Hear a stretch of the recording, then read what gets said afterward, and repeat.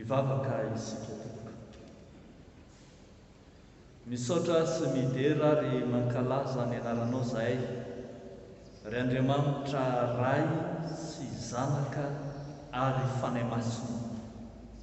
Fantatray fa tia dia tianay tokoa ianao ary izany no anomananao ho anay izao fotoana sarobidy hiainonay sy hianaranay ny teninao izao. Amin'ny tenin'io ity dia fantatray fa tianao sy te hilaza zava-baovao ho anay indray ianao, koa miteneny ianao araka ny fombanao. Ny fanahinao masina hitarika anay, anananay ny fifantohana, anananay fahazavan-tsaina. Amin'ny anaran'i Jesosy Kristy Tompo. Amen. Afaka mipetraka ianao. Amin'ny fifaliana indray ry havana no iaravanantsika amin'ity andro anio ity izay andoniantsika lohahevitra vaovao indray amin'ny fampianarana. Ato anatin'ity volana andoniantsika lohahevitra hoe mampiorina ny mino ny herin'ny Fanahy Masina ity, dia ny lohahevitra izay hitantsika ety amin'ny fafana hoe ny fanahy izay miasa ao amin'ny mino no andeha ho resantsika anio. Ny fanahy izay miasa ao amin'ny mino. Inona moa ny fanahy miasa ao amin'ny mino? Ny valina dia ilay tenentsika hoe Fanahy Masina. Fa rehefa mitentsika hoe Fanahy Masina dia andao aloha tsika hamaritra manao hoe fa inona moa ny antsoina hoe Fanahy Masina? Io misy samy manana ny Fanahy Masina ny ndraindray, fa andao araka ny soratra masina. Iza moa ny Fanahy Masina? Valiny mazava tsotra aingana be tonga dia omenantsika. Araka ny soratra masina, ny Fanahy Masina dia iza? Ny Fanahy Masina dia Andriamanitra. Lainga daholo zany izay fampianarana rehetra milaza fa tsy Andriamanitra. Indraindray misy miteny tsy tsy Andriamanitra loatra io fa vadin'Andriamanitra. Satria mieritreritra zany hoe Jesosy zanak'Andriamanitra dia ny fanahy masina zany hony no vadiny, dia tsy mitovy loatra ny lanjany. Tsy izany io, tena Andriamanitra feno ny fanahy masina. Raha manana fotoantsika fa haitsika tsy enjery, fa raha manana fotoantsika ny an-trano dia mamaky ny Jaona toko faefatra andininy faefatra amby roapolo ka 24 dia hoy ny voalaza ny Jesosy manao hoe ny tompo izany, hoy Jesosy hoe Andriamanitra dia fanahy. Ary Paoly apôstôly ihany dia miteny ao amin'ity Korintianina fahatelo andininy fafito ambin'ny folo hoe ny tompo izany fanahy izany. Zany hoe tena aseho amin'ny fomba rehetra fa Andriamanitra ny fanahy masina. Raha tiantsika dia tsy maninona tenenina manao hoe naka endrika vaovao Andriamanitra tamin'ny alalan'ny fanahy masina. Andriamanitra ihany io fa naka endrika vaovao. Zay no antsoina hoe fanahy masina, tsy Andriamanitra hafa, tsy Andriamanitra fahatelo. Zany manko no fanaon'ny olona koa indraindray hoe nisy aloha Andriamanitra tamin'ny voalohany dia avy eo izy nisy indray Andriamanitra faharoa Jesosy dia avy eo nisy indray Andriamanitra fahatelo fanahy masina. Tsy izany le izy, fa Andriamanitra tokana ihany io fa naka endriky ny fanahy masina. Ary zany no anazavana amintsika ny toy an'ity fampianarana ity fa io fanahy masina io dia personne ao anatin'ny Trinité. Efa haitsika angamba ny lesona mahakasika ny Trinité. Inona no antsoina hoe Trinité? Ilay adikatsika amin'ny teny malagasy hoe Andriamanitra telo izay iray. Le hoe Andriamanitra telo izay iray na Trinité dia izao: Andriamanitra tokana miseho amin'ny endrika anankitelo, Andriamanitra tokana fa manana persona telo isehoany. Dia io zany ilay Andriamanitra ray, Andriamanitra zanaka ary Andriamanitra fanahy masina. Dia ilay fanahy masina io zany tsy troisième Dieu akory, fa troisième personne de Dieu. Tsy Andriamanitra fahatelo fa persona fahatelon'Andriamanitra. Zany hoe Andriamanitra dia mijanona ho tokana mandrakariva, fa ny endrika isehoany no miovaova, tahaka ny hoe efa haitsika tsara ny formule chimique ny H2O na ny rano foana io. H2O haitsika na liquide, le sotrotsika iny dia rano ihany, na solide dia H2O ihany ny formulany, ary na vapeur koa ary io dia mbola H2O ihany. Zany hoe rano foana fa manana endrika tsy ranoka na mivaingana na entony, fa rano ihany io. Dia tahaka izany koa ilay Andriamanitra izay resantsika, Andriamanitra tokana fa manana persona samihafa isehoany. Dia ny resantsika androany dia ny momba n'izy, momba ny fanahy masina. Ny fanahy masina dia persona anankiray ao amin'ny Trinité na ilay maneho ny maha-izy azy an'Andriamanitra. Io persona anankiray io tsy hoe taty amin'ny testameta vaovao akory voanisy. Tsy ny fanahy zany manko antsoina hoe anachronisme, fahatsoana ara-daty. Ny anachronisme momba an'Andriamanitra dia ny fanaovan'ny olona manao hoe Andriamanitra ray, Dieu le Père, au temps de l'Ancien Testament, tany amin'ny testameta taloha. Andriamanitra zanaka taon'i Jesosy Kristy dia tao amin'ny andron'ny testameta vaovao, ary ny Andriamanitra fanahy masina dia nanomboka tamin'ny andron'ny asan'ny apôstôly. Diso zany, tsy izany no famaritana ny Andriamanitra, fa ny marina dia izao: Andriamanitra telo izay iray dia efa nisy hatramin'ny voalohany. Haitsika tsara raha mamaky ny bokin'ny Genesisy itsika fa ny Andriamanitra ray sy ny zanaka ary ny fanahy masina dia efa niara-ny asa taiza kelikely le soratra efa niara-ny asa tamin'ny fahariny tany am-boalohany. Raha mamaky ny Genesis toko voalohany zany tsika dia mahita an'izany. Ahoana ho ny voalaza? Afaka vakiantsika izany raha mbola tsy rovotra ny toko voalohany amin'ny Genesis-nao. Ho ny voalaza tamin'ny voalohany Andriamanitra nahary ny lanitra sy ny tany. Tamin'ny voalohany Andriamanitra nahary ny lanitra sy ny tany. Dia hono eo amin'ny andinin'ny faharoa, ary ny tany dia tsy nisy endrika sady foana, ary aizina no tambonin'ny lalina. Dia toy izy, ary ny fanan'Andriamanitra nanomba tambonin'ny rano. Eo amin'ny andinin'ny voalohany tsika mahita an'ilay Andriamanitra, eo amin'ny andinin'ny faharoa tsika mahita fanan'Andriamanitra. Fa eo amin'ny andinin'ny fahatelo koa tsika dia efa mahita ny persona fahatelo. Ahoana izy eo amin'ny andinin'ny fahatelo?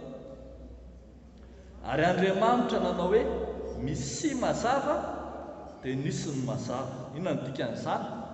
Andriamanitra miteny, izy anatoa hoe teny eo amin'ny soratra masina. Jesosy Kristy miteny zany hoe Andriamanitra nahary ny lanitra sy ny tany dia nahary azy tamin'ny alalan'i Jesosy Kristy ilay teny. Hitantsika zany amin'ny andinin'ny telo voalohany eo amin'ny Baiboly ny fiara-miasan'Andriamanitra Ray sy Zanaka ary ny Fanahy Masina. Fa mbola io Andriamanitra Trinitaire io koa no niara-ny asa tamin'i Jesosy Kristy. Rehefa natao batisa Jesosy Kristy hainareo tsara zany, dia ina ny zavatra nitranga? Nidina tahaka ny voromailala teo ambony lohan'i Jesosy iny ny Fanahy Masina. Efa niara-ny asa io, ary nisy feo avy tany an-danitra ny teny nanao hoe ity no zanako malalako izay sitrako, izy no heno hoe. Teo Andriamanitra Ray, teo ny Fanahy Masina, teo Jesosy Kristy tamin'io. Ary ireo Andriamanitra Trinitaire ireo no niara-ny asa tamin'i Jesosy Kristy tamin'ny asany rehetra, niaraka foana tsy nisaraka. Io zany tsy zavatra séparable le persona telo amin'ny Andriamanitra Trinitaire. Tsy hoe mitokany ery ary aloha le ray dia mitokany ery ilay zanaka dia aoka hiavaketsy ny Fanahy Masina. Tsy a persona telo inséparable io zay. Fa raha marina koa dia misy niendrika isehoany no samihafa, fa izy dia ray ihany io. Ary izay teneniny dia hoe ilay Fanahy Masina dia naka endrika vaovao. Tsy hoe nisy Andriamanitra vaovao akory, fa Andriamanitra ihany fa naka endriky ny Fanahy Masina tao aorianany niakaran'i Jesosy tany an-danitra. Fa nazavaiko tamintsika tamin'ny maraina hoe ny Jesosy dia niteny hoe raha tsy tonga any amin'ny voninahiny izy tsy aniraka ny Fanahy Masina. Ka rehefa niakatra tany an-danitra Jesosy dia nirahany ny Fanahy Masina. Dia tonga teto amin'izao tontolo izao ilay Fanahy Masina amin'ny endrika vaovao. Amin'ny endrika vaovao no niarahan'i Jesosy niasa tamin'ny Fanahy Masina. Zay zany. Inona koa io Fanahy Masina io? Ny voambolana mahazatra antsika hatramin'izay ny Fanahy Masina dia antsoina koa hoe Parakletos na Parakleto. Ny fandikana mivantana ny dikany hoe Parakleto hitantsika io ao amin'ny Jaona toko 4:4 no ahitantsika ny fampiasana ny voambolana io. Dia ny fandikana mivantana ny dikany dia hoe mpanampy na mpampahery na solovava. Mpanampy na mpampahery na solovava. Fa rehefa mijery ny fonction'ilay Dieu Saint-Esprit dia mahita fa io koa dia sady mpananatra no mpampianatra. Tsy mitovy zany ray mpananatra misy zaza maditra dia anana, fa ny ray mpampianatra tahaka antsika mianatra tenin'Andriamanitra izao. Ho Jesosy amin'ny Jaona toko fahaefatra amby folo miteny manao hoe rehefa ho avy izy ny fanahy masina dia izy no hampianatra anareo ny zavatra rehetra sy hampahatsiaro anareo ny zavatra rehetra. Sady mpampianatra izy zany no mpampahatsiaro. Dia misy famaritana be dia be azo omena azy tahaka an'ilay hoe mpitaridalana, mpanolontsaina sy ny sisa. Fa ireny rehetra zany dia miteny fotsiny manao hoe manana andraikitra lehibe eo amin'ny fiainan'ny mino io fanahy masina io. Manana andraikitra lehibe eo amin'ny fiainan'ny mino io fanahy masina io. Dia mbola ao amin'ny Jean 14 ihany koa, Jaona toko fahaefatra amby folo koa no ahitantsika an'ilay teny Jesosy hoe izy no hampianatra anareo ny zavatra rehetra sy hampahatsiaro anareo ny zavatra rehetra. Amin'ny 14:26 zany no ahitantsika an'izay. Mandeha any tsika ary manao ahoana ny endrika isehoan'ny fanahy masina. Raha marina ity fanahy masina ity dia miseho amin'ny endrika maro, tsy voatanisa, fa izay vitsivitsy fotsiny ihany no tany saina amintsika eto hoe misy fotoana, satria resaka fanahy masina ilay resahana, misy fotoana fanahy masina zany dia miseho amin'ny endriky ny fanahy. Rehefa miteny hoe fanahy dia zavatra invisible, tsy hitanao maso fa fantatrao sy tsapanao ny fisiny, renao hoe misy izy fa tsy hitanao maso. Zay no fanahy, zay mahatonga amin'ny Paoly miteny hoe Andriamanitra dia fanahy.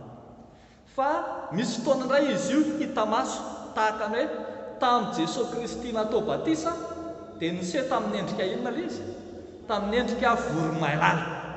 Ny voromailala zany ankoatran'ny maha symbole de la paix azy, dia lasa koa symbole du Saint-Esprit. Misy fotoana ny fanahy masina dia niseho amin'ny endrika rahona. Afaka jerentsika tsara ohatra ny Isaia toko fahaenina ny amin'ny ny antsoina any Isaia ho mpaminany, izay anambarana fa feno rahona ozy izy, feno setroka ozy izy ny trano, entina ilazana hoe feno ny fanahy ny trano ray manontolo.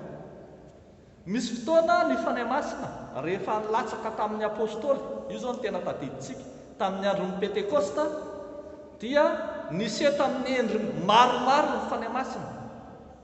Niseho tamin'ny lela mitarehin'afo teny amin'ny lohan'ny mpianatra tsiraray, niseho tamin'ny alalan'ny rivotra miovitrovotra, satria miovitrovotra ny tranony angonana. Any zao tsy voasoratra eto. Fa miseho koa tamin'ny alalan'ilay fiteny maro samy hafa. Averiko tsara, miseho amin'ny alalan'ny fiteny maro samy hafa. Za tsy miteny mihitsy zany hoe tamin'ny teny tsy fantatra. Rehefa mamaky ny asan'ny apôstôly toko faharoa isika dia mahita fa tsy misy an'izany teny tsy fantatra zany ao, fa teny fantatra ny ao. Misy fiteny-pirenena 510 isa voatanisa ao, zany hoe tena fantatra zany fa tsy nongonona ohatran'ny dazo krisity no antsoina hoe teny fanahy masina. Teny fantatra, misy mahafantatra ny dikany fa izy fotsiny tsy mahay. Mety hoe miteny sinoa izy zany fa ianao tsy mahay teny sinoa, dia teny miteny tenenina zany symbole n'ilay fanahy masina. Endrika isehoany, averiko tsara, endrika isehoan'ny fanahy masina ireo, fa tsy ireo akory ny fanahy masina.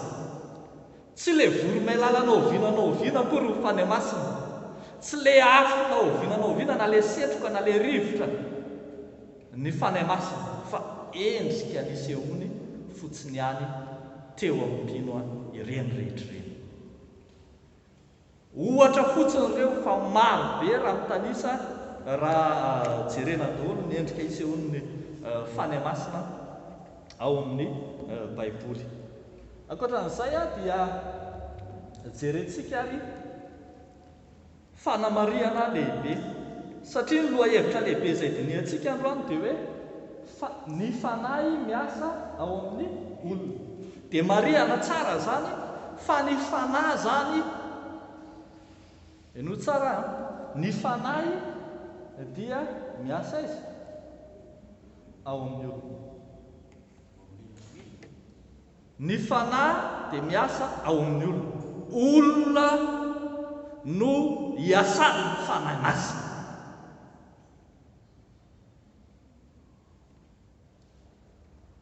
Averiko olona velona, mbola ampiko aza hoe velona, indray manko misy maty koa etsehan'ny fanahy, olombelona no iasan'ny fanahy masina. Ireo mofonainantsika tamin'ity volana ity dia manamarina izany. Misy olona maro ny asan'ny fanahy masina, ny toeran'ny fanahy masina ao amin'ireo mofonaina. Hitantsika ohatra zany fa vao tamin'ny maraintsika nahita ny Genesis 1:7, ny toetra tao amin'ny Josefa ny fanahin'Andriamanitra. I Farao izay mpanjaka Egiptiana aza dia resy lahatra mihitsy hoe aizintsika nahita olona manana n'inona, manana ny fanahin'Andriamanitra tahaka an'io, zany hoe ny asana sy ny toeran'ny fanahin'Andriamanitra i Josefa raha izay. Ohatra manaraka dia nahitatsika any amin'ny bokin'ny Mpitsara 7:10,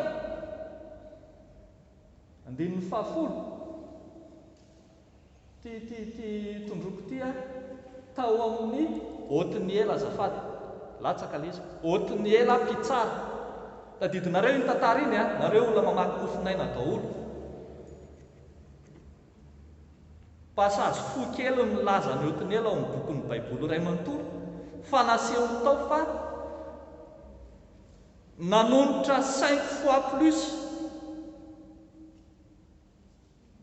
ny fiadanana teo amin'ny zanak'Israely ny asan'ny fanahy tao amin'ny Otiniela. Tamin'ny andron'ny Otiniela zany dia nizanahan'ny Mesopotamia mandritry ny 9 taona ny zanak'Israely. Dia satria Otiniela ny asan'ny fanahy masina dia nonerana 5 fois plus zay ka nandro fahalemana 40 ans, 5 fois 8 40, nandro fahalemana 40 ans pendant 40 ans ny zanak'Israely.